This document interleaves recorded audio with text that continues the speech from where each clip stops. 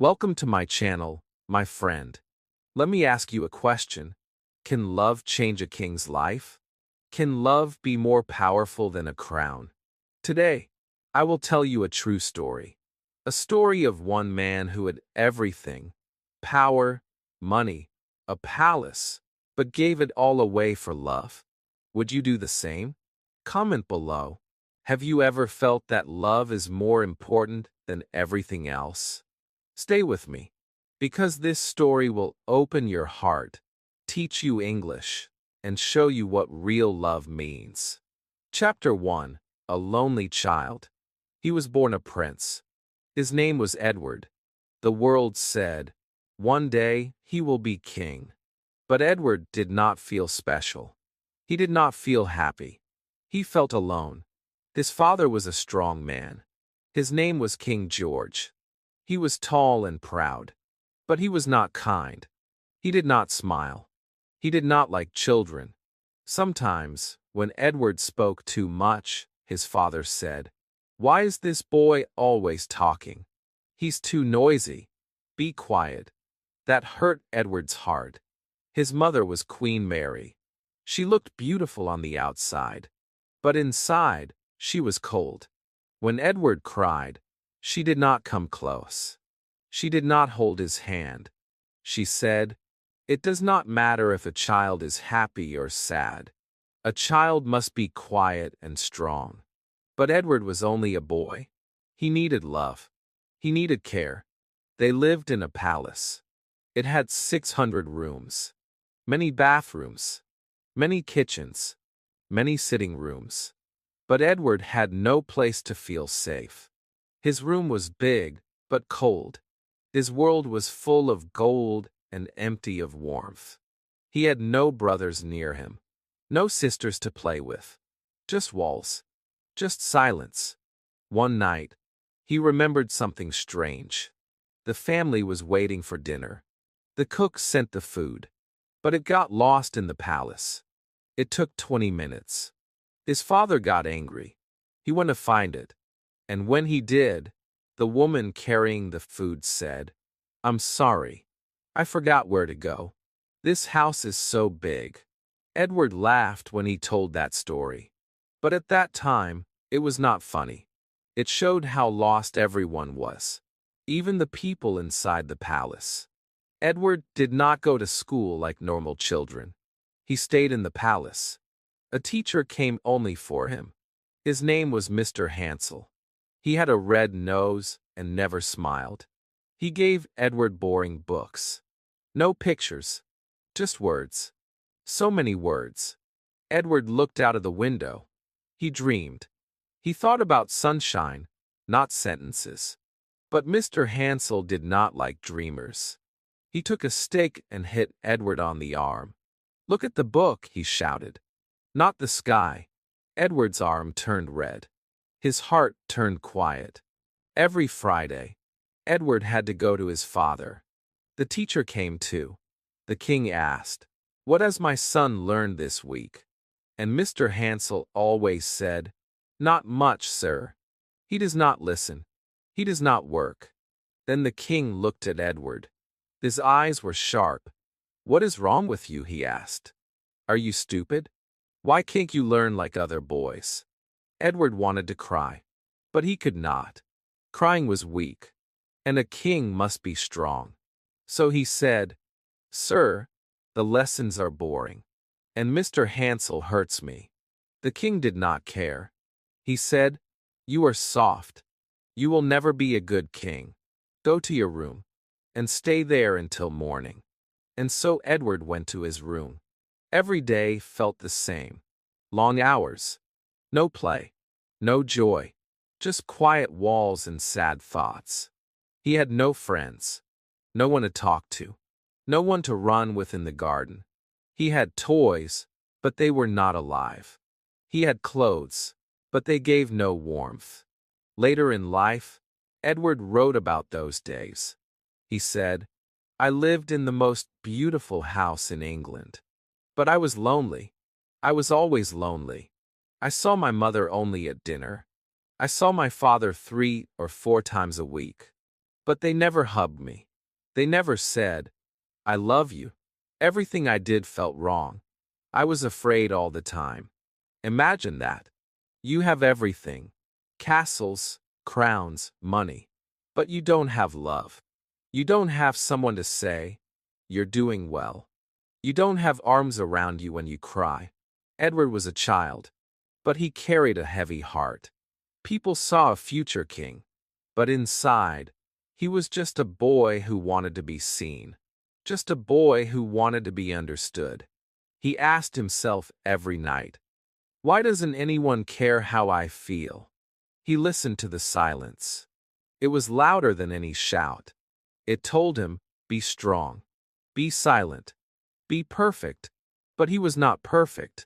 He was human, and humans need love more than gold, more than thrones, more than a crown. That is where his story begins. Not with power, not with joy, but with pain.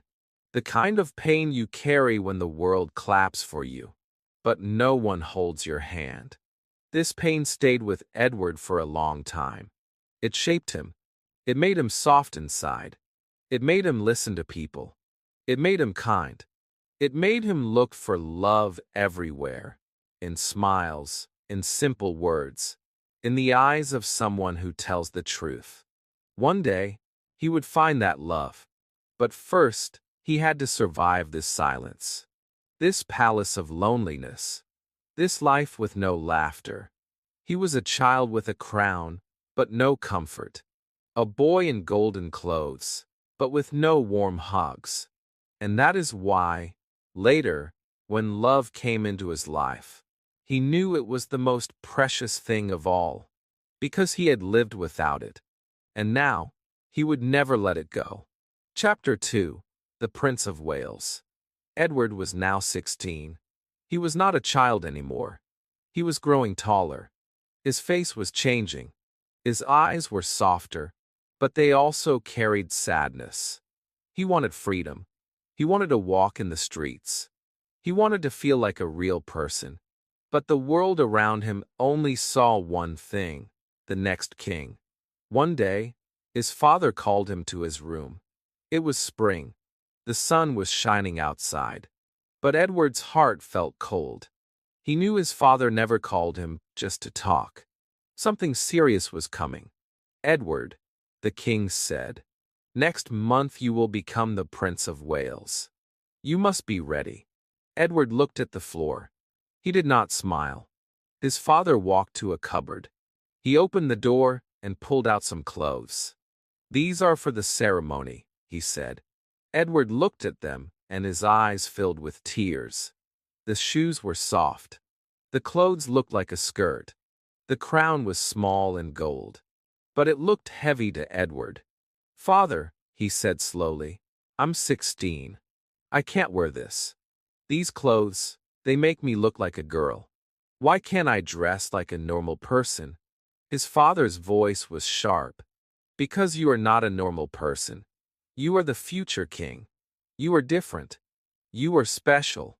But Edward did not feel special. He felt trapped.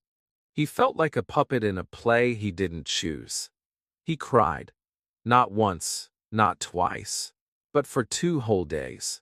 The crown was not a gift. It was a weight.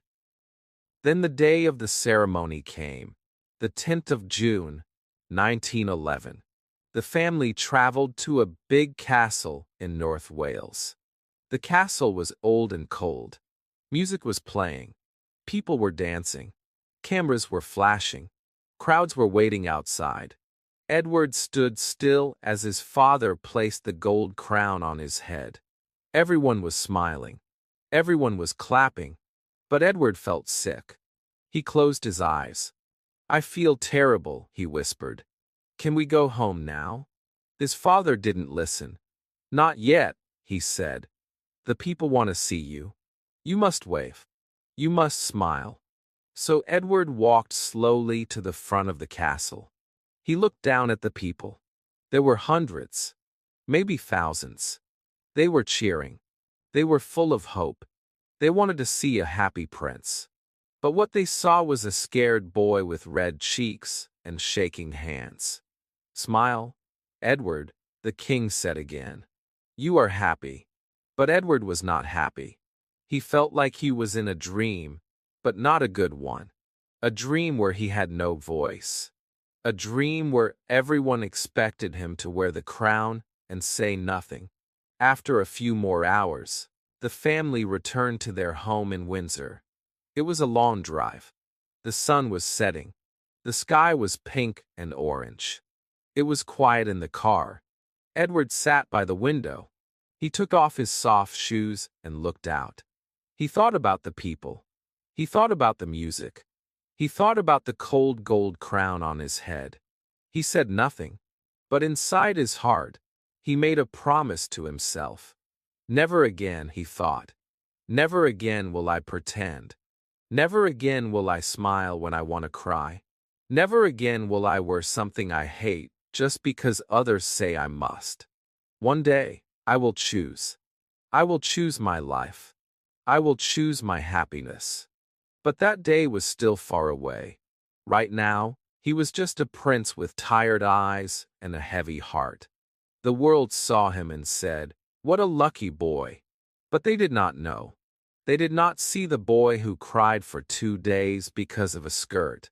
They did not see the boy who looked out the window and dreamed of being free. They did not hear the small voice inside him that said, "Is this really my life?" They only saw the title, Prince of Wales. But Edward didn't want the title. He wanted truth. He wanted love. He wanted something real. He did not hate his father, but he could not be like him. His father was strong, but hard. His father was brave, but cold. His father wore the crown, but forgot how to smile.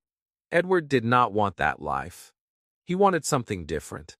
He didn't know what it was yet, but deep in his heart, he was waiting for it, waiting for something warm, waiting for someone who would look at him, not as a prince, not as a king, but as a man, as a soul, as a person who feels too much and cries in silence. He had the crown, but he still did not have what he really needed. And that is why this chapter ends not with joy, but with a thought that would follow Edward for years. What is the use of power if you are not free to be yourself? Chapter 3, The Royal Star. Edward was now older. His face looked calm, but his heart still had many storms inside. He had gone to Oxford. He had read books. He had taken lessons. But he still did not feel wise. He did not feel strong. He did not feel ready. He did not know what kind of king he would be. He only knew this. He did not want to be like his father. Cold, silent, far away from people. Edward wanted to feel the world. He wanted to meet real people. He wanted to live, not just wear a crown and sit in a chair. And then, the war began. It was called the Great War. Later, we would call it World War I. So many young men went to fight. So many never came back. Edward said, "I must go too. I must see with my own eyes. I must learn what life really is."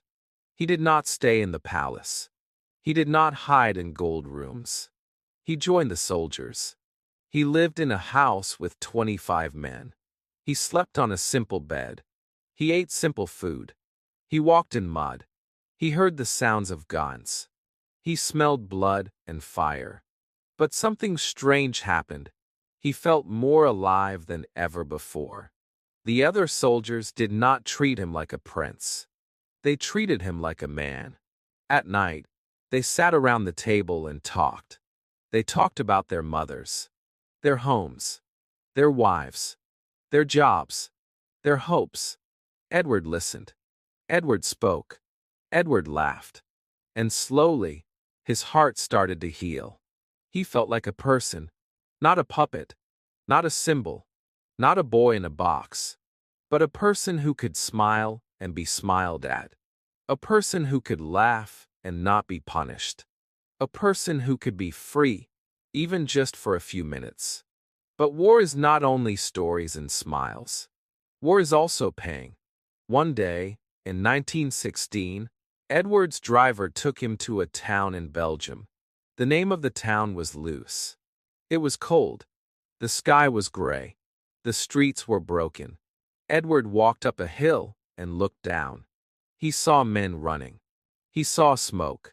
He saw fire. He heard shouting. He heard crying. He saw young faces full of fear. And suddenly, he felt very small. He was a prince. But what did that mean here? Nothing. He could not stop the war. He could not save the soldiers. He could only watch. And remember, after 1 hour, he walked back to the car. But something was wrong. The driver was not there. Edward came closer. The man was sitting very still. Too still. Edward opened the door. The man had been shot. The bullet went into his neck. He had died waiting. He had died silently. Edward stood there. He did not cry. But inside, something broke. The man was alive 1 hour ago. Now he was gone. That is war. One moment you speak. The next moment, you are silent forever.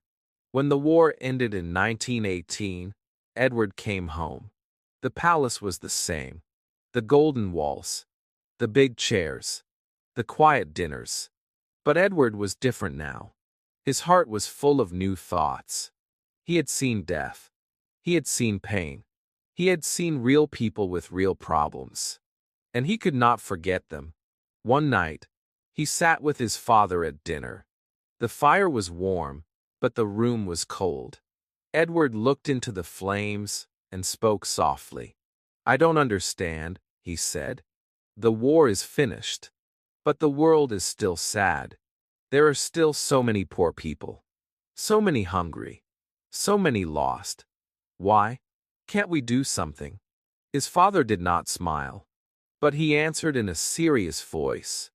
"You cannot change the world by sitting near the fire," he said. "You must go out. You must travel. You must meet people. You must listen. And then, maybe, when you are king, you will know what to do." And Edward listened. For once, he agreed with his father. He stood up. He packed his things. And he left England. For 5 years, Edward traveled around the world. He did not go to just 1 or 2 places. He went far. He went wide.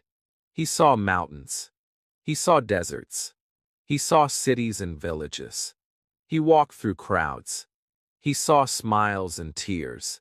He went to 45 countries and traveled more than 240,000 kilometers. In India, he saw the heat, the colors, the crowds. In Nigeria, he saw children playing in the street. In Argentina, he saw the joy of dancing and music. In Japan, he saw calm faces and quiet beauty. In Canada, 500,000 people waited to see him. In Cape Town, 190,000. In Paris, 300,000. In New York, 500,000. In Melbourne, 750,000. People waited hours just to see his face, to shake his hand, to hear his voice. Edward did not sit in the car. He stepped out. He walked with the people. He smiled. He laughed. He touched their hands. And the people loved him. They said, "This prince is different." They said, "He is not cold like the others." They said, "He listens. He speaks. He cares." One newspaper wrote, "Edward is the first royal star. He is the most famous man in the world." The old kings were quiet and proud. But Edward is warm. He laughs. He jokes. He speaks to everyone, young or old, rich or poor. And that was true. Edward had changed. He was no longer just the lonely boy in the palace. He was the prince who saw the world, who touched the hands of people, who remembered their names, who asked about their families. He still carried sadness in his heart. But now, he also carried something new: love for people. Not just one person, but all people. Still, the empty feeling was not gone. He had met millions. He had heard many stories. But when he went back to his room, he was still alone. He looked at the mirror. He saw a man who was loved by the world, but had no one to love at night. The crowds gave him joy, but not comfort. The hands he shook gave him smiles, but not warmth. He had learned what the world was. He had seen pain and beauty. But deep inside, his question stayed the same. Will I ever be loved not as a prince, but just as Edward? He did not know it yet, but love was coming. Chapter 4. The Meeting. It was autumn. The sky was gray. The wind was strong. The leaves were falling. Edward was tired. He had been traveling for many years. He had met many people. He had shaken many hands. He had smiled and laughed for the crowd. But when he came home, he was still lonely. He was still that same boy from the cold palace. The boy who had no one to love. The boy who had no one to hold. One weekend, his friends invited him to their country house. Their names were Lord and Lady Furness. It was a big house. Quiet. Peaceful. Edward liked to go there. There were horses and gardens. But this weekend, the weather was bad. It rained all day. There was no riding. No walking. So they stayed inside. They had lunch early. Some guests came. New people. People Edward had never met before. Then, at 1 o'clock, a woman arrived. Her name was Mrs. Wallace Simpson. She came with her husband. She wore a beautiful dress. Her smile was calm and bright. Her eyes were strong. Her face looked honest. She did not act nervous. She did not try to please the prince. She was just herself. Edward watched her. She spoke with Lord Furness for a few minutes. Then Lady Furness brought her closer. "Sir, this is one of my dear friends," she said. "Mrs. Wallace Simpson." Edward looked at her. He said, "How do you do, Mrs. Simpson? Please sit down." She sat. Lady Furness left. And now they were alone. The room was quiet. There were flowers on the table. The windows showed the falling rain. Wallace looked tired. She had a cold. Her eyes were red. Edward noticed. "Our English houses are not warm enough," he said. "We don't have American heating here." She looked at him, not with fear, but with honesty. She said, "You have disappointed me, sir." Edward blinked. "Why is that?" he asked. "Because everyone asks me the same thing. They all say, 'We don't have heating like America.'" I thought the Prince of Wales would speak about something more interesting. Edward laughed. Really laughed. Not like a prince. Like a man. Like a child who finally heard something real. Wallace looked confused. "Did I say something wrong?" "No," Edward said. "You said the truth. That is rare." She said, "But why is that funny? Don't people always tell the truth?" Edward shook his head. "No, not to me. If I say the sky is yellow, they say, 'Yes, sir.' If I say Scotland is bigger than Canada, they say, 'Yes, sir.' If I say Monday is the last day of the week, they say, 'Yes, sir.' But you just told me I was boring. And I like that." Wallace laughed too. Then she looked down at Edward's pants and shoes. "Can I say one more thing?" she asked. "Yes, Mrs. Simpson. Say anything. It's your trousers. They're black. Your shoes are brown. These colors don't match. They look funny together." Edward stood up and looked in the mirror. "You are right," he said. "I look very strange. Next time we meet, I will dress better." After that, they went to lunch. There was a big table. Many people. Wallace sat far from Edward, but he kept watching her. She laughed with Lady Furness. She moved her hands when she spoke. Her fingers were long and beautiful. Her voice was soft but strong. Then, for a moment, she looked at Edward and smiled. That smile went straight into his heart. It was not just a nice smile. It was a real smile.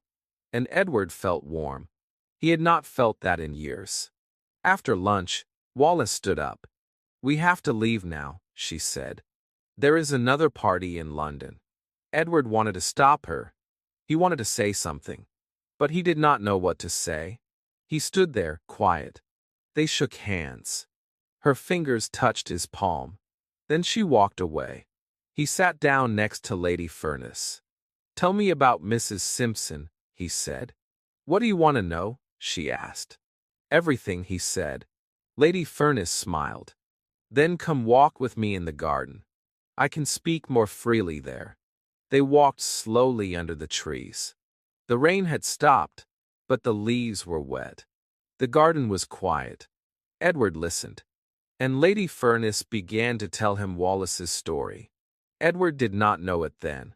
But this moment, this meeting, would change his life. Forever. Edward did not sleep well that night. He thought about her eyes. He thought about her voice. He thought about her courage. She was not afraid to speak the truth. She did not pretend. She did not say, "Yes, sir," to every word. She looked at him like a man. Not a prince. Not a king. Just a man. And Edward, for the first time, felt seen. He remembered that feeling the next day. And the next. And the next. He saw many women before. Beautiful. Perfect. But they all looked at the crown, not the heart. They wanted the title. They wanted the power. They wanted the fairy tale. But Wallace did not want any of that. She told the truth. She laughed at his clothes. She smiled with real eyes. She was not a dream. She was not a painting. She was alive. And something inside Edward whispered, "This woman is different. This woman is real." He had no plan. He had no big idea. But he knew he wanted to see her again. That was the beginning. The beginning of a story not of power, but of love. Chapter 5, Wallace.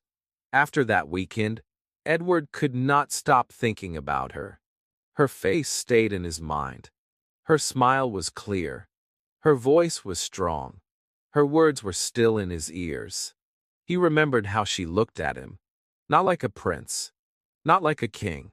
She looked at him like a person. He had met thousands of people. But no one ever made him feel like that before. He wanted to know more. He wanted to understand who she was. And he wanted to see her again. Not as a royal duty. Not as a guest. But as a man who felt something for a woman who was different from the rest of the world. He went to Lady Furness and asked her to tell him more. Lady Furness smiled. She had seen the spark in Edward's eyes. She knew what he was feeling, even before he could say it. So she began to share the story of Wallace Simpson.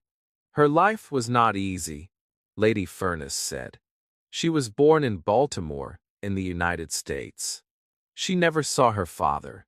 He died when she was just a baby. Her mother raised her alone. It was not a rich life. But her mother was full of strength. She gave Wallace love. She gave her values. She gave her hope.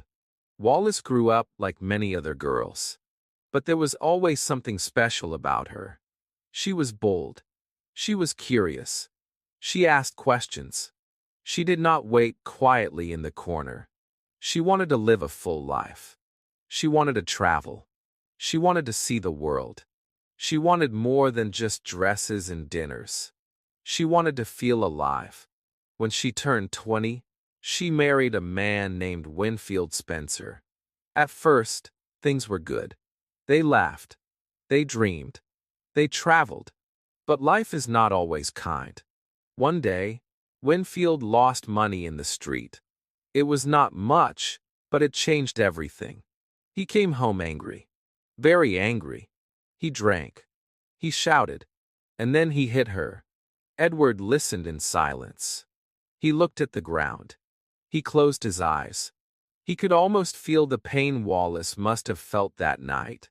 It was not just the hand that hurt. It was the fear, the confusion, the betrayal. When someone who says, "I love you," also says, "You're my prisoner," the heart breaks in a very deep way. He hit her in the face, Lady Furness said softly. She was bleeding. She was shaking, and he dragged her up the stairs and locked her in the bathroom. She cried all night. The next morning, she left. She went back to her family. She said, "I can't live like this. I want a divorce." Edward felt his chest tighten.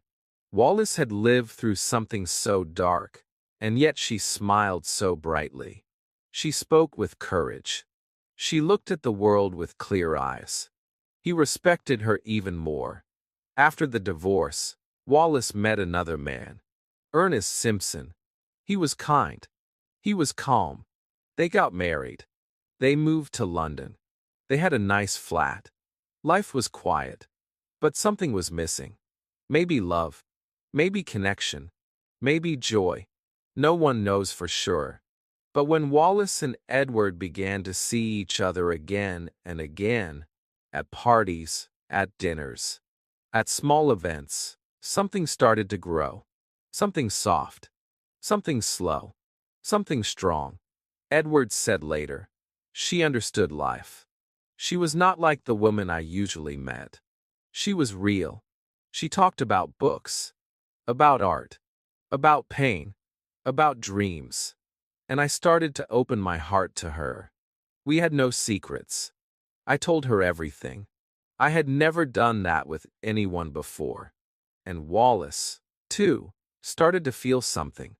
She once said, "His eyes were always a little sad. And sometimes he looked like a child who wanted to be held, a child who needed a friend." He didn't have close people in his life. Maybe people were afraid of him. But I wasn't. I saw the soft part of him. And when he spoke to me, something inside me jumped. I wanted to be near him. But I also knew he was the Prince of Wales. That kind of love can be dangerous.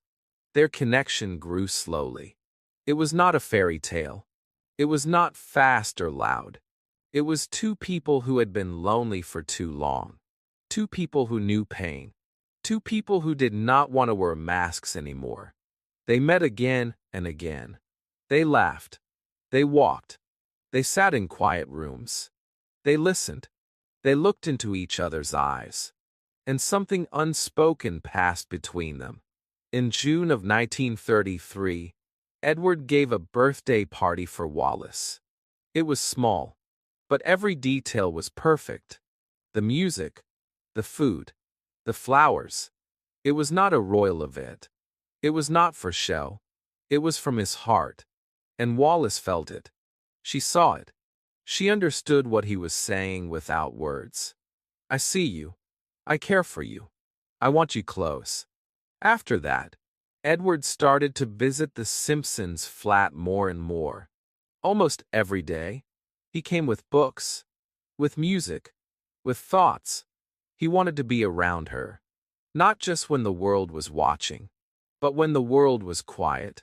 Then, one day, he invited Wallace and her husband to go skiing in Austria. But Ernest said, "I have business in America. I can't come.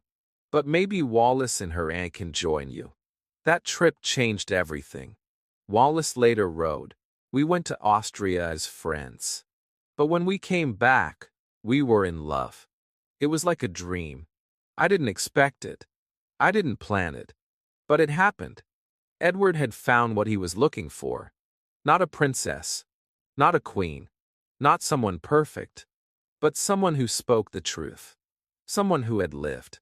Someone who had survived pain and still smiled. Someone who did not care about the crown, only about the person who wore it. And he knew, deep inside, that his life could never be the same again. Chapter 6. The King is Dead. Long live the King. It was winter. The year was 1936. Edward was tired. He had been living in London, smiling for the public, laughing at parties, walking with friends. But inside, he felt far away from all of it. His heart was somewhere else. It was not in the palace. It was not in the crown. It was with Wallace. Every day he thought of her. Every morning, he wanted to see her face. Every evening, he missed her voice. But he also needed time away from the noise. So he left the city and went to Windsor Castle. He wanted to rest. He wanted to ride horses and feel the quiet wind on his face. But the peace did not last long. One afternoon, a phone call came. It was from his mother, Queen Mary. Her voice was quiet. Her words were slow. "Edward," she said, "you must return home at once. Your father is not well. I believe he is dying." Edward did not speak. For a moment, he just held the phone. He listened to the silence between his mother's breaths. Then he said, "I'll come now." He got into the car. The sky was gray. The roads were wet. The trees had no leaves. Everything felt heavy. When he arrived at the palace, the servants opened the door quickly. No one said much. No one needed to. Everyone already knew. The king was dying. Edward went upstairs. The halls were quiet. The lights were low. He walked slowly to his father's room. The door opened. The air was still. He saw the old man lying in bed, pale and weak. His eyes were closed. His chest moved gently, up and down. Edward walked to the bed and sat down. He took his father's hand. It felt cold. It felt thin. Edward bent down and kissed his father's face. The king opened his eyes for just a second. He looked at his son. His lips moved. His voice was small, like a whisper in the wind. "Be a good king, Edward, and be good to your mother." Edward nodded. His own eyes were full of tears. He said, "Yes, father, I will." The king closed his eyes again. His hand grew still. His chest stopped moving. And just after midnight, King George V died. Everything changed in that moment. Edward did not speak. He did not cry. He stood up and looked at the body of the man who had once called him weak, who had never said, "I love you," who had never held him close. But now he was gone, and Edward was king. His mother stood beside him. She took his hand and kissed it. "My child," she said softly, "you are now the king. God be with you." His brothers came, one by one. They did not say much. They each kissed his hand and said the old words, the royal words. "The king is dead. Long live the king." But Edward was not thinking about those words. His thoughts were not in that room. He walked out slowly. He went downstairs. He picked up the telephone, and he called Wallace. "My father is dead," he said quietly. "I'm so sorry," Wallace answered. Her voice was full of love. "I have to stay here for now," Edward said. "But listen to me. Nothing will change. You are mine. I love you more than ever, and you will be my queen." There was silence. Then Wallace said, "Let's not speak of that tonight. You must be with your family." But Edward answered, "No. You are my family. You are everything to me. Good night, Wallace. Sleep well." He put the phone down. He looked out of the window. The sky was dark. The stars were hidden. His heart was full of sadness, full of memory, full of love, and also full of fear. Because Wallace was not a princess. She was not from a royal family. She was not the woman the palace wanted. Edward knew this. And now he was king. But what would the world say about her? Wallace sat alone that night in her quiet room. The lights were low. The walls felt close. She touched her hands together. She closed her eyes. She thought of Edward's voice. She thought of his words. "You will be my queen. and she felt afraid. "He is king now," she whispered. "But what will happen to me?" The days passed. People wore black clothes. The streets were quiet. England was sad. Their king was gone. A new king was here. The newspapers showed Edward's face. The radio spoke his name. He was handsome. He was kind. He was popular. The people loved him. But no one knew his heart. No one knew that in his heart there was only one woman. And she was not a princess. She was not approved. She was divorced. And she was American. Still, Edward did not care. He walked with pride. He stood tall. He spoke clearly. But each night, he missed Wallace. He called her. He wrote to her. He dreamed of her. And he waited for the moment he could say it to the world. "This is the woman I love. This is the woman I will marry." But many people were already watching. And not all of them were kind. The palace had its rules. The church had its laws. The country had its opinions. And love would soon be tested. Edward was now king. But the battle for his heart was only just beginning. Chapter 7. The Church. The new king stood tall, but inside, he was not strong. His mind was full of questions. His heart was full of love. He thought about Wallace all the time. When he woke up, he wanted to hear her voice. When he walked into a room, he wished she was there. When he sat alone in the evening, he thought about her smile. She had become part of his life. Not just a visitor. Not just a friend. She was the woman he wanted. She was the one he loved. And in his mind, there was no doubt. He wanted to marry her. But there was one problem. Wallace was not free. She was married to Ernest Simpson. Their marriage was quiet, cold, almost over. But on paper, she was still his wife. Edward waited. He watched. He hoped. And then, one morning, a letter arrived. It was from Wallace. She had written to her husband. Her words were kind but clear. "Dear Ernest," she wrote, "you are a good man. You have always treated me well. But I must tell you something. I am in love with the king. My heart belongs to him now. Our marriage is over. I want a divorce. Please do not be angry. I will never forget you. But I must be free." Edward read the letter again and again. He could not believe it. His heart felt light. He walked around the room. He smiled. Now, he thought, nothing can stop us. He held the letter like a treasure. But there was another letter coming. A darker one. And it came the very next morning. The king came down to breakfast. The sun was rising. The palace was quiet. But one man was waiting in the dining room. He was not a friend. He was not smiling. He was the Archbishop of Canterbury. His name was Mr. Gordon Lang. He held a small black bag and 3 newspapers in his hand. Edward looked at him. "Good morning, Mr. Lang. What brings you here so early?" The Archbishop said nothing at first. Then he opened the newspapers and showed them to the king. "I came to speak about Mrs. Wallace Simpson," he said slowly. "The world is reading these stories. They say you want to marry her. Are these stories true?" Edward looked at him without fear. "Yes," he said.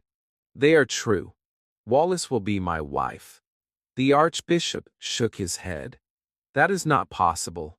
You are the king. You are also the head of the Church of England. And the Church does not allow this. Mrs. Simpson has 2 living husbands. Divorce is wrong in the eyes of God." Edward did not raise his voice. He did not argue with anger. But he looked into the eyes of the Archbishop and asked a question. "May I ask you something about God, Mr. Lang?" "Yes, sir," the Archbishop replied. "Is God happy when 2 people fall in love?" "Yes, sir. And is God happy when those 2 people decide to get married?" "Yes, sir. But And is God happy when they live together in peace and joy for the rest of their lives? Yes, sir. But then, said Edward, Wallace and I will make God very happy. We are in love. We want to marry. And we will be happy. The Archbishop stayed quiet. Then he spoke again. I beg you, sir, think carefully. The church will be against you. The people may also turn away. You must choose someone else. You must walk away from this woman. Edward stood up. His voice was calm, but his face was hard. That is not possible, he said. When Wallace is free, I shall marry her. The Archbishop lowered his eyes. He closed the newspapers. He placed them back in his bag. Then he stood to leave. But before he went, he touched the king's arm gently. Please, sir, he said again, think one more time. You are not just a man. You are the king. The world is watching. And the church is very strong. We will never accept this woman as our queen. Edward looked out the window. The light was rising over the trees. Birds were singing outside. But the room felt cold. I don't care, he said softly. I have God in my heart. I have love in my soul. That is enough for me. The Archbishop turned and left. Edward stood alone. His hands were shaking slightly. But he was not afraid. Not anymore. Because for the first time in his life, he had made his own choice. He would not follow the church. He would not follow the old rules. He would follow love. That night, Edward walked in the garden. The moon was full. The stars were bright. He looked at the sky and whispered to himself. How strange, he said. They say I cannot love. They say I cannot be happy. But what kind of king is a king without love? What kind of rule is a rule that kills the heart? He looked up. He thought of Wallace. He missed her voice. He missed her truth. And he knew the storm was coming. The palace would shake. The crown would tremble. But he would stand tall. He would not run. He would not hide. He had chosen love. And he was ready to pay the price. The news spread. The church was not quiet. The leaders were not silent. Whispers filled the air. Some people said he was brave. Some people said he was wrong. But no one could stop it now. The choice was made. The heart had spoken. And the crown was no longer safe. Chapter 8. The Storm. The days after the Archbishop's visit felt calm on the outside. The sky was blue. The wind was soft. People walked through parks. The newspapers showed smiling pictures of Edward. They called him the modern king. The people's king. The king of style. But under all the smiles, a storm was growing. It did not come from the sky. It came from behind closed doors. It came from long meetings. From quiet whispers in dark rooms. It came from the old voices, the church, the family, the government. All of them were speaking. All of them were saying one thing. This cannot happen. But Edward did not care. He smiled. He walked through his garden. He sent letters to Wallace. He picked flowers and thought of her. He looked at the sun and said to himself, she will be mine. We are close now. Very close. He wanted to take her away for a little time. Just a short holiday. Far from all the eyes. Far from the pressure. Far from the noise. So he planned a journey. A quiet trip across the Mediterranean Sea. He and Wallace sailed through warm waters. They laughed. They walked on soft sand. They ate dinners under the stars. They met leaders and kings in other countries. They spoke with the Prime Minister of Greece. They visited Ataturk in Turkey. They saw King Boris in Bulgaria. But Edward was not focused on politics. He did not want to talk about power. He wanted to hold Wallace's hand. He wanted to sit with her, with no crown on his head, with no weight on his shoulders, just as a man with a woman.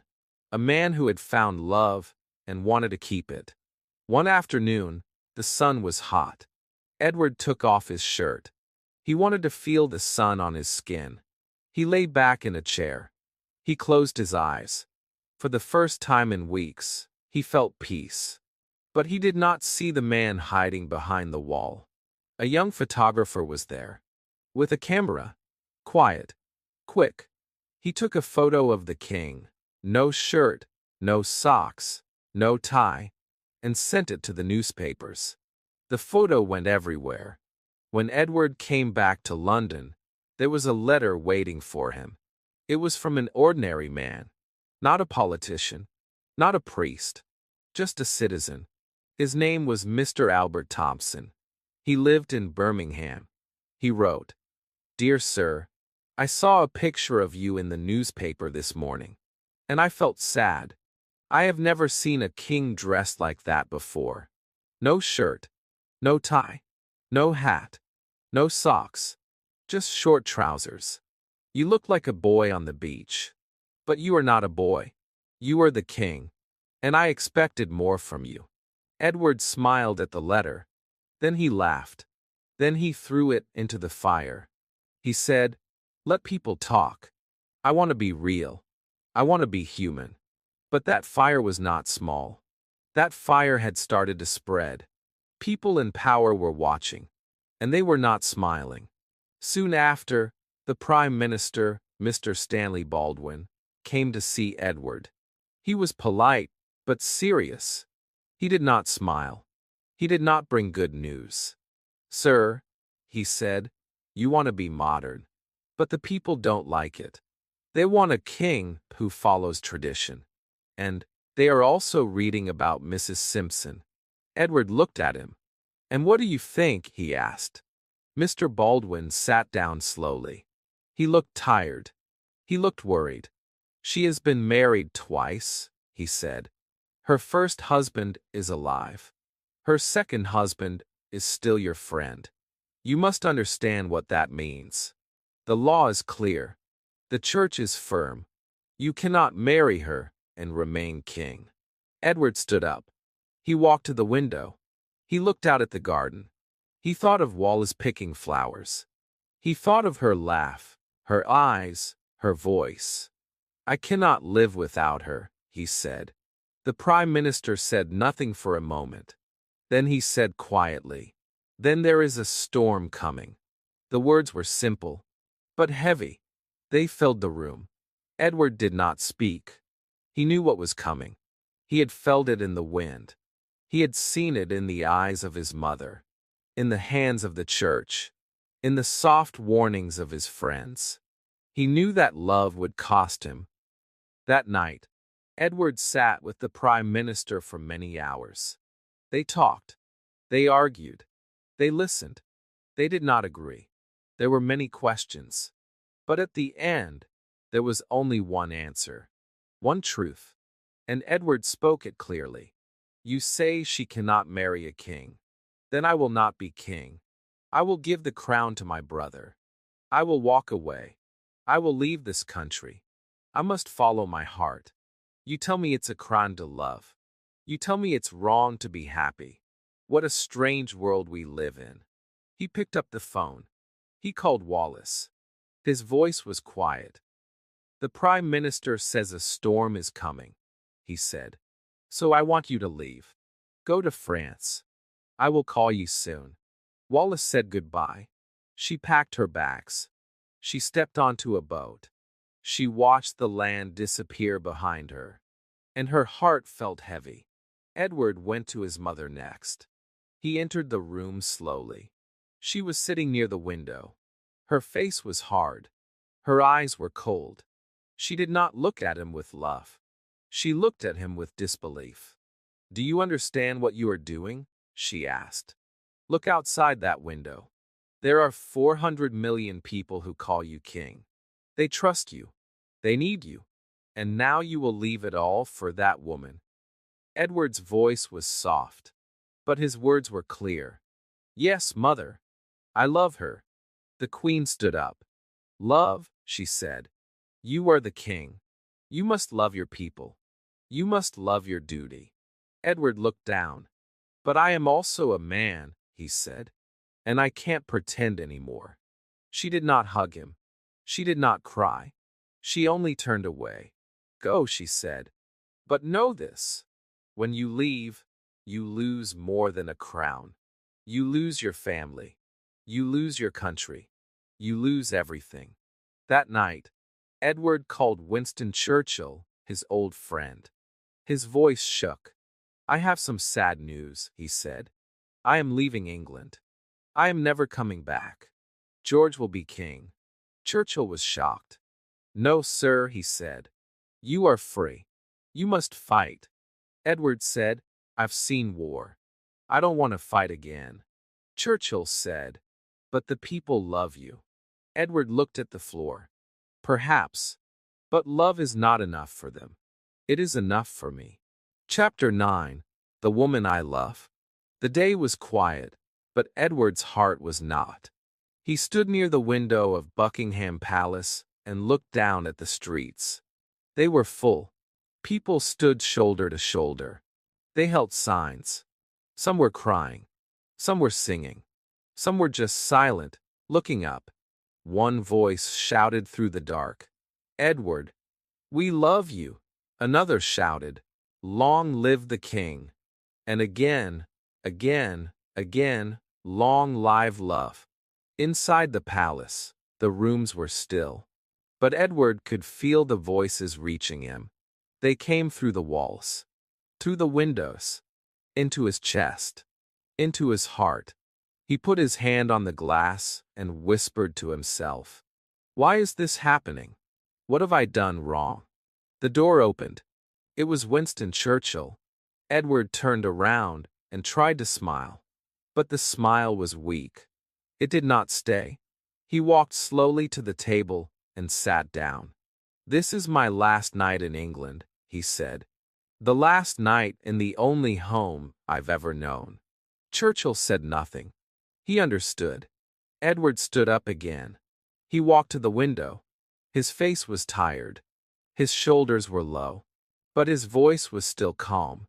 I love this country. I wanted to be a good king. Not just a man with gold on his head. I wanted to help people. I wanted to change things. But they stopped me. All of them. The church, the palace, the government. They care more about rules than love. He turned back to Churchill, and his eyes were red. They say I cannot marry her. They say she is wrong. But she is the only person who has ever made me feel alive. The only one who sees me. The only one who tells me the truth. Churchill moved closer. The people outside love you, sir, he said. They want you to stay. They want her to be queen. Edward smiled sadly. It's too late, he said. I made my decision. I will not be a king without love. That is not a life I want. That is not a life I can live. The clock ticked. The night grew darker. Then the phone rang in Edward's room. It was early morning now. A voice said, Sir, they are ready for you. Edward put on his coat. He walked down the long hallway. Every step was heavy. His footsteps echoed. He passed old paintings, old chairs, old memories. He passed the room where he ate dinner as a child. He passed the stairs where he once sat alone, listening to silence. He was not that boy anymore. He was a man, and he was walking toward the end of something big. The family waited in the next room. His mother sat by the window. Her face was hard. His brother stood beside her. No one smiled. No one spoke. On a small table, there was a paper. Just one paper. But it carried the weight of a kingdom. Edward walked over. He sat down. He read the words slowly. He did not shake. He did not cry.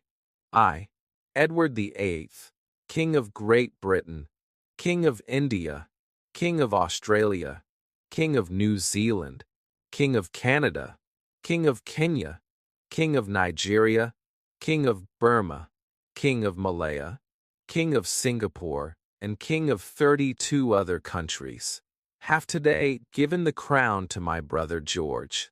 God be with him and all his people. December 10th, 1936. He took the pen. He wrote his name, the name of a king. And then, no longer a king. He stood up. He walked to his brother. He took his hand and kissed it. George looked at him. I never wanted this to happen, he said. This is the worst day of my life. Edward gave a small nod. Mine too. Then he walked to his mother. She did not open her arms. She did not rise from the chair. Her voice was like stone. Before I kiss you, she said, there are things I must say. I have never understood you. You were born to rule, but you ran away like a child. This morning you were a king. Tonight, you are just a man running from duty, from history, from family. Edward lowered his head. You think you are free, she said. But you are not. No one is free without their roots, without their people, without their name. She paused. Her voice became softer. I love you. I am your mother. That will never change. But if you marry that woman, you will break my heart. Edward said nothing. He kissed her hand. And then he turned. And he walked away. The next day, he went to Windsor Castle. There was a radio waiting. A small room. A microphone. A quiet chair. He sat down. He looked at the papers in front of him. And then, he spoke to the world. Tonight, for the first time, I can speak freely. Earlier today, I gave the crown to my brother George. He is now your king. I will leave this country soon. I will travel to France. And I must tell you the reason why. I have found love. And I cannot carry the heavy weight of the crown without the woman I love beside me. My heart is with her. And I cannot live without her. I don't know what will happen next. Maybe I will never see England again. But I ask you to think of me when I sail across the sea. May God be with you. Long live King George. He finished the speech. He stood up. He took off the royal ring. He placed it on the table. He walked to the car. It was raining now. Just a light rain. But the driver said softly, "It's like the sky is crying, sir." Edward smiled. "Maybe it is," he said. The car moved through the streets. At 1:30 a.m., they reached the port at Portsmouth. A ship was waiting. Edward stepped out. A voice said, "The king is here." Edward stopped. He looked at the sea. He looked at the sky. "No," he said softly. "I am not the king. I am just a man in love." And then he stepped onto the ship. Into the night. Into a new life. Chapter 10. The Wedding. The sea was quiet. The sky was pale. The cold wind touched Edward's face as he stood on the deck of the ship. He looked at the water but did not see it. His eyes were lost in thought. His heart was far away. He had just left everything, his crown, his country, his name as king, and now he was alone. No palace, no power, only love. But even love felt distant for a moment. Wallace was not beside him yet. She was still in France. He had given everything for her, and now he waited. Would love be enough? When he arrived in France, the sun was rising.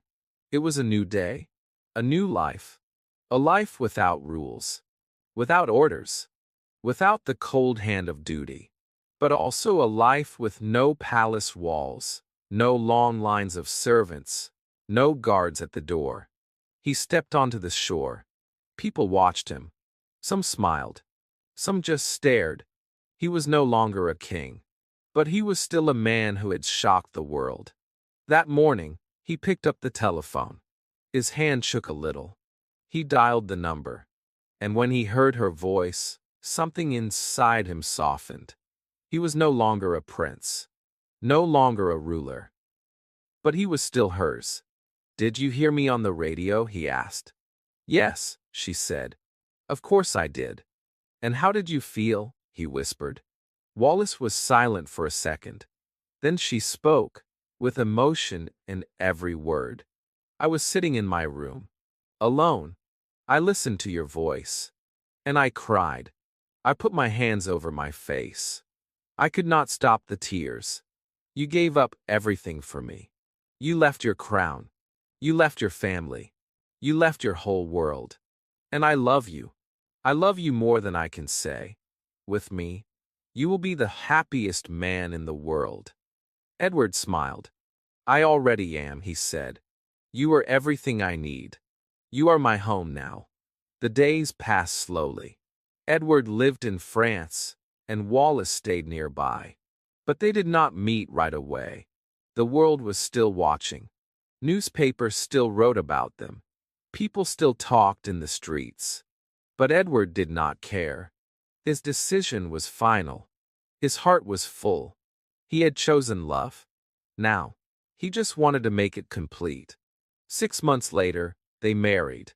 The date was the 3rd of June, 1937. It was a quiet day. No big crowds. No royal family. Not one member came to the wedding. Not his mother. Not his brothers. Not even his nieces or nephews. They stayed away. The crown had rules, and those rules said, do not stand beside him. But Edward did not need a crown. He only needed Wallace. They found a small place for the ceremony. It was simple, calm. The light came through the windows softly. Wallace wore a light blue dress. Edward wore a gentle smile. When he looked at her, he saw everything he had given up, and he saw that it was worth it. He held her hand. She looked into his eyes. They said the words. They gave each other their hearts. And with one kiss, they became husband and wife. They were now the Duke and Duchess of Windsor. Wallace was no queen in title, but she was his queen in every other way. After the wedding, Edward sat down and wrote a letter to his brother, King George. I was surprised, he wrote, that no one from the family came. But Wallace is now my wife. That will never change. We live in Paris now, but I still hope to return to England one day. I want to live in Windsor again, not as king, just as a man, with my wife beside me. The letter was sent, and after some days, an answer came. It was short, cold, clear. I'm sorry, Edward. You may return, but Wallace cannot. I do not accept her. I do not like her. She is not welcome in our home. Edward read those words again and again. His hands were still. His face showed no pain. But inside, something closed. Later he said, my brother pushed me away like a dog. I will never forget it. I gave up everything. I asked for one thing, to live peacefully with the woman I love. And they said no. That is when I made my final decision. If they don't want Wallace, then they don't want me. I no longer want them. From that day on, Edward stopped writing to most of his family. The palace no longer existed for him. The queen was no longer his mother. The king was no longer his brother. He had made his choice. He would not go back. He would not look back. He and Wallace made a home in France. A beautiful home, full of light, books, music, flowers, laughter. It was not a palace, but it was full of something Buckingham Palace never had: warmth. They cooked together. They read together. They walked through the garden hand in hand. No more royal rules. No more cool meetings. Just mornings with tea, quiet afternoons, and soft evenings of conversation and dreams. They traveled. They met friends.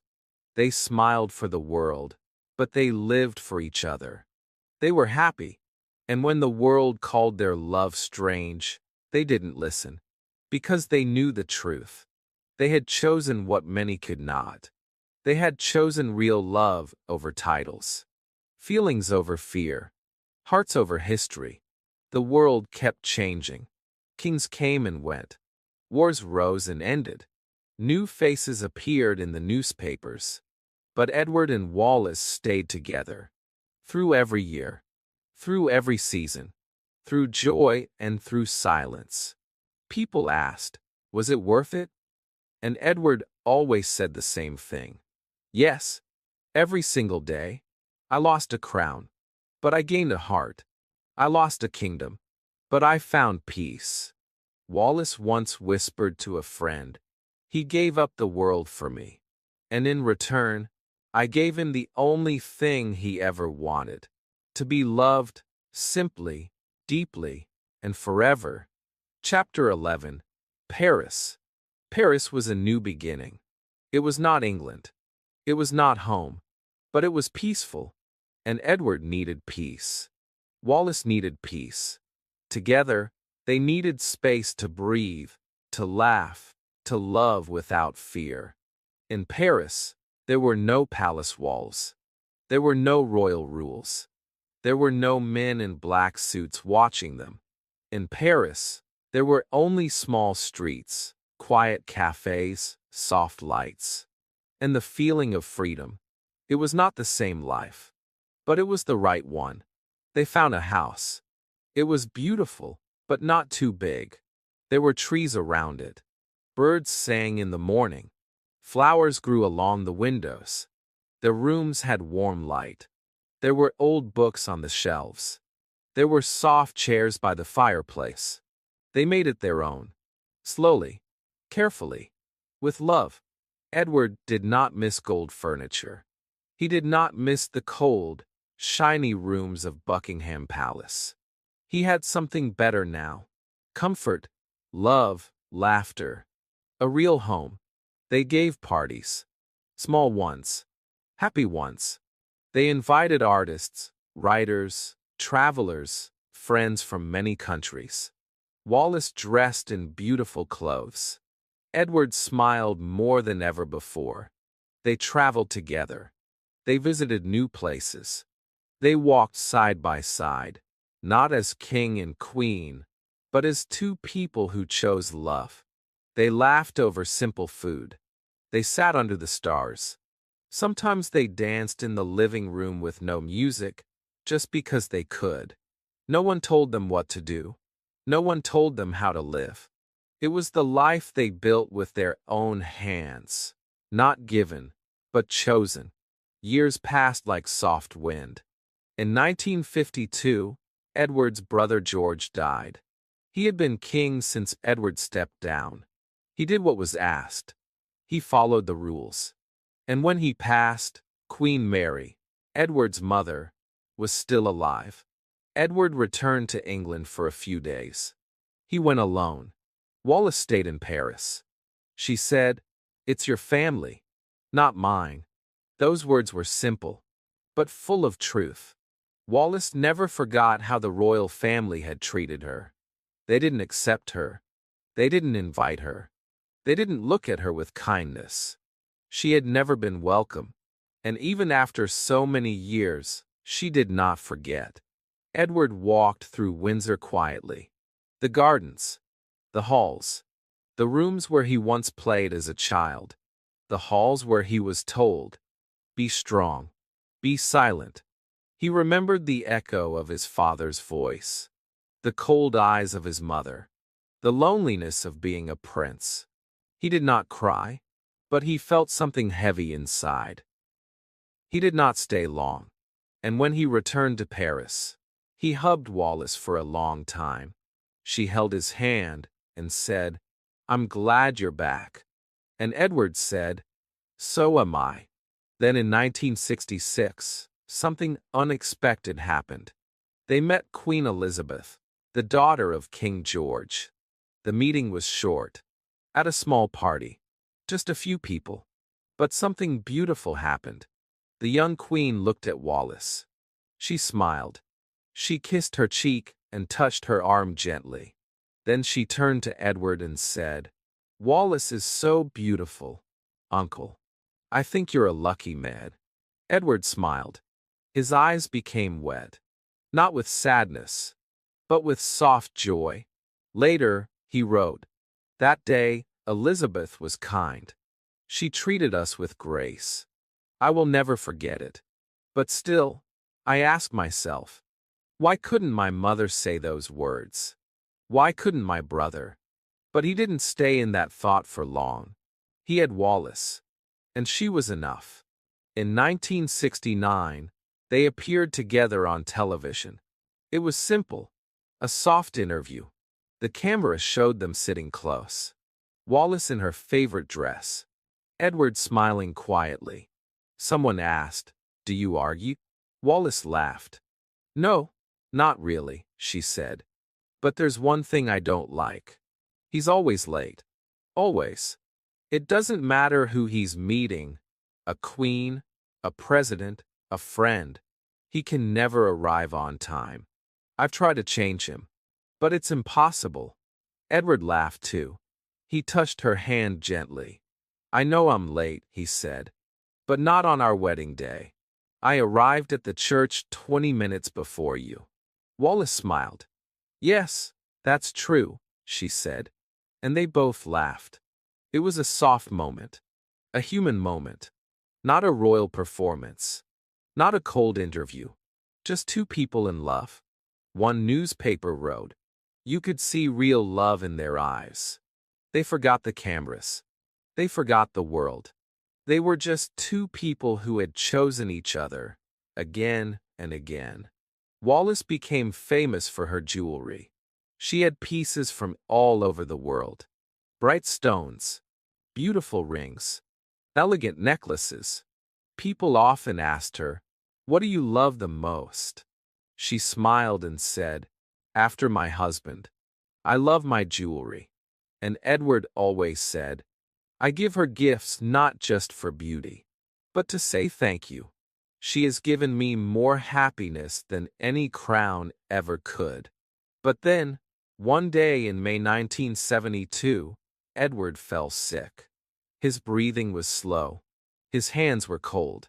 The doctor came. He checked his heart. He listened carefully. "Sir," he said, "how many cigarettes do you smoke each day?" Edward gave a tired smile. "About 40 or 50, he said. "But don't ask me to stop. I've smoked for 60 years. I cannot change now." That night, Edward called Wallace into the room. The lights were low. The air was quiet. "I feel tired," he said, "and I feel afraid. But I want you to know, I love you. You have been everything to me. A wife, a friend, a light in the dark. When I die, please take my body back to Windsor. Let me rest there. Will you do that for me?" Wallace could not speak. She held his hand. She nodded, and tears fell from both their eyes. Edward died 1 hour later. 3 days later, a plane arrived in Paris. A blue plane. It was quiet. Simple. Wallace went with it. She brought Edward's body back to England. For the first time, she entered Buckingham Palace. Not as a visitor, not as a stranger, but as his wife. The wife of a man who gave up everything for love. A week later, she returned to France. The house was quiet. The doors were locked. The flowers did not bloom like before. She sat in the dining room every day. She read his love letters. Again and again. Her eyes moved slowly over his words. They were so beautiful, she said. Every word was love. She lived alone for 14 more years. She did not go out. She did not travel. She just waited. Then in 1986, her body became weak. She went to a small hospital near the house. And a few days later, she died. She was buried next to him. In Windsor. In the place that once said no. In the land that once pushed them away. One newspaper wrote, "In life, the Duke and Duchess could not live in Britain. But in death, they rest there together. Side by side. At peace." Chapter 12. Long Live Love. The garden was quiet. The birds were singing. The flowers were open in the morning sun. Edward sat under a tree, with a soft blanket around his legs and a book in his hand. He looked at the trees, but he was not reading. His thoughts were far away. His heart was full of memories. He was older now. His hair had turned white. His back was slower. But his eyes still had the same light. The light of a man who had made one big decision and never regretted it. Wallace came into the garden. She wore a soft green dress. She smiled and gave him a cup of tea. He looked up at her and smiled too. "Do you remember," he asked, "the first time we met?" Wallace laughed gently. "Yes," she said. "You wore brown shoes and black trousers. And I told you they didn't match." He laughed. "Yes, and I thought, this woman tells the truth. I like that." They sat there in silence. Together, still in love, still holding hands, still choosing each other every single day. Edward once said, "Some people think I was wrong. They think I should have kept the crown. They think I should have stayed. But they don't understand what it means to live without love. They don't know what it feels like to be in a palace, with gold and power, and still feel cold inside. Empty. Alone." He remembered his childhood. The big rooms. The long halls. The silent dinners. The teacher with the red nose. The stick that hid his hand when he looked out the window. His father, always serious. His mother, always distant. He remembered the crown on his head. It felt heavy. Not just on his hair, but on his spirit. "I had everything," he said. "I could have had more. But I had nothing real until I met Wallace." He remembered the first time he saw her. The way she smiled.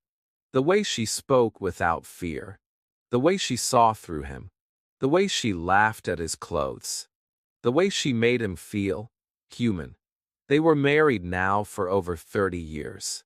And still, he gave her gifts. Necklaces. Rings. Jewels from all over the world. She was famous for her beauty. But Edward always said, "I don't give her diamonds because of how she looks. I give them because of what she gave me, a happy heart." When they sat together in that garden, Edward often looked at her and thought, "I am the luckiest man in the world." Even after all the years, the world had not forgotten their story. Some still called it a scandal. Some still called it a mistake.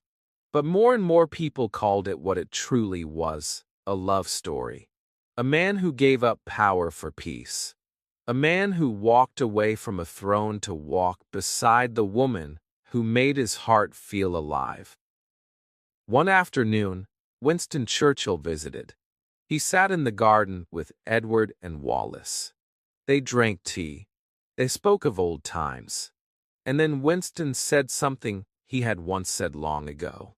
"I still believe, sir," he said, "that the best things in life are free." Edward smiled. He nodded. "Yes," he said. "Now I understand those words. You cannot buy joy. You cannot buy love. You cannot buy real connection. It is not in money. Not in gold. Not in crowns. It is in soft mornings and quiet laughter. It is in a hand held in the dark. It is in simple words spoken at the right time. It is in feeling safe. It is in knowing that someone sees you, not for your title, not for your name, but for your soul." As Edward got older, he spent more time in the garden. He wrote letters. He read books. He watched Wallace from across the room and smiled without a word. He looked at her like a man who knew exactly what he had, and exactly what he had walked away from to get it. He said one day, "I think about my life sometimes. I remember being a little boy, alone in a golden room. I remember being hit for looking at the sky. I remember my father's voice telling me I was weak. I remember the war, the blood, the noise, the pain. I remember the day I became king, the music, the shouts, the weight of the world placed on my shoulders. And then, I remember the sound of her voice, the truth in her words, the fire in her eyes. And I remember the moment I knew I would give it all away for one life with her. And he did. In 1972, Edward became very sick. The doctor said, "Sir, it's your heart." Wallace sat by his side every day. She held his hand. She read him his favorite books. She stayed awake while he slept. He opened his eyes one night and said, "I'm afraid, but I'm not alone. You are here, and that's all that matters." Then he looked at her and whispered, "When I die, take me back to Windsor. Let me rest there. Will you promise me that?" She nodded. She kissed his hand. Edward closed his eyes. And that was the last time he spoke. A few days later, his body was taken back to England. Wallace went with it. For the first time, she entered Buckingham Palace. Not as a stranger, not as a scandal, but as a widow, as a wife. She stood in the place that once said no, and now it said nothing. After the funeral, she returned to Paris. Alone, the house was still full of memories, full of books, full of pictures, full of love. She sat in the dining room and read his letters. One by one, slowly, gently. "They were so beautiful," she said. "I read them again and again." She lived 14 more years. But they were quiet years. No more big dinners. No more travel. Just silence. Just memory. Just love that never faded. In 1986, she became sick too. And then she was gone. He was buried next to him. At last. Side by side. A newspaper wrote, "In life, they could not stay in Britain. But in death, they are finally together. Home at last." Edward once said, "You may not understand my choice. You may not agree with it. But I followed my heart. And I do not regret one moment." And so, this story ends not with a crown, not with a throne, but with a garden, with a smile, with two hands held in the sun, with a man who gave up everything and gained everything, and with a final whisper, "Thank God for Wallace." And long, live, love.